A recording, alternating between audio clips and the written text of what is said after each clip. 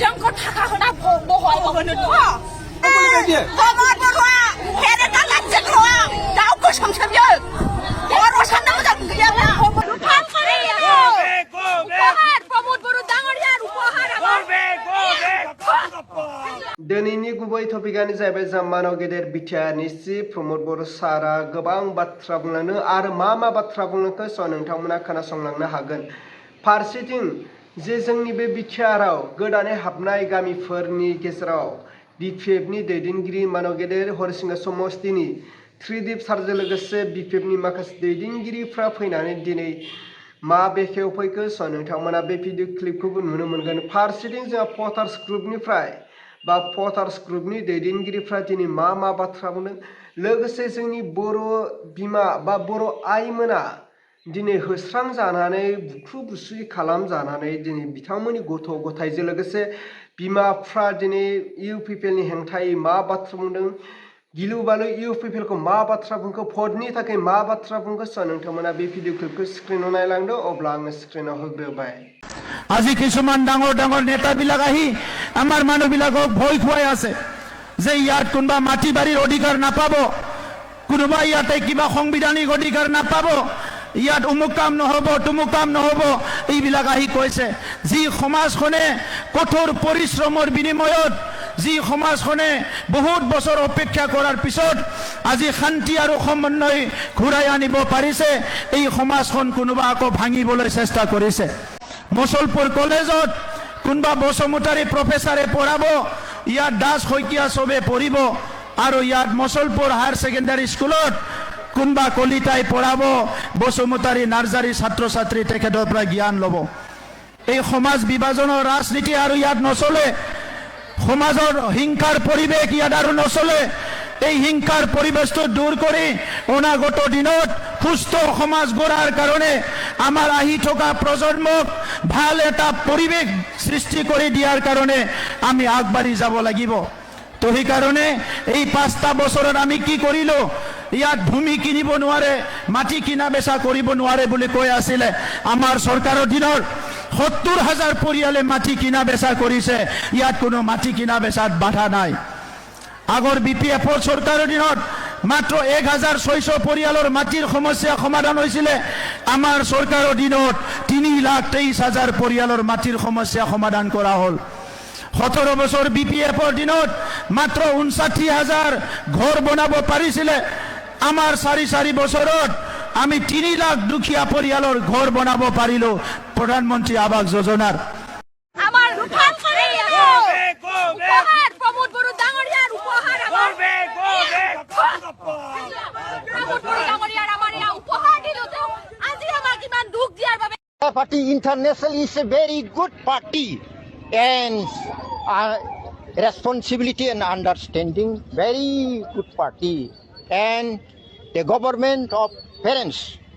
There is a new political party and social science and economics freedoms, and the central government's main family will import the support and protection. Otherwise, poverty, unemployment, and shortage of food are some problems to our country. What is your main? Votership. We want votership, no votership, no rest. Do or die for votership. Votership divide GDP 50-50. The votership, the central pillar of a democracy. We want votership, no votership, no rest. Do or die for votership.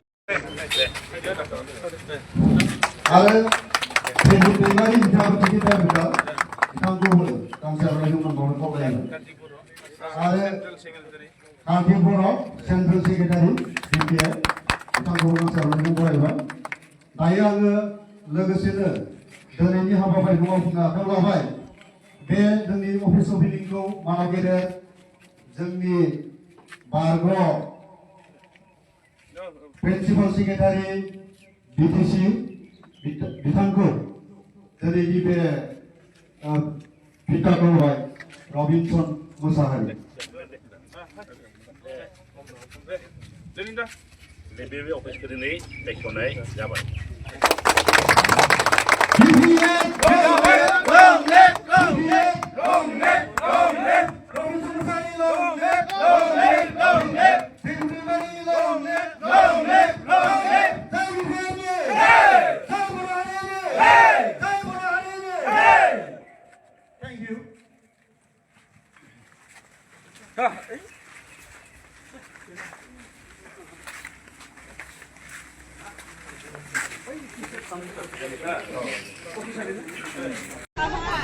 जोंखौ थाखा होना बहाय होनोथ' खबर बर'आ फेरेदा लानजेनखौ दाउखौ सोमसोमयो बर' साननो मोजां गैयाब्ला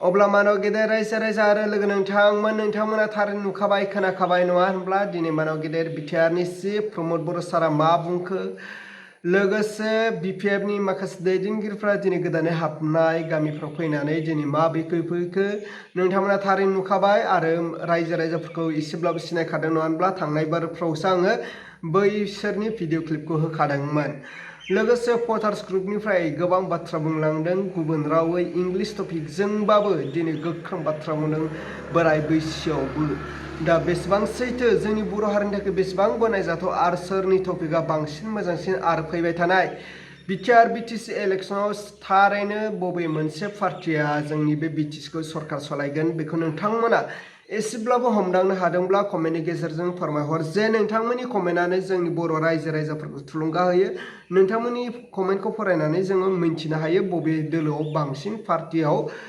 रायजो राजाफ्रा सापर्ट दं बेखौ जों बुजिनो हायो अब्ला रायजोफोर दिनैनि भिडिअखौ आङो बेखिनियावनो फोजोबबाय भिडिअखौ मोजां मोनदोंब्ला लाइक लोगोसे चेनेलखौ मोजां मोनदोंब्ला साबस्क्राइब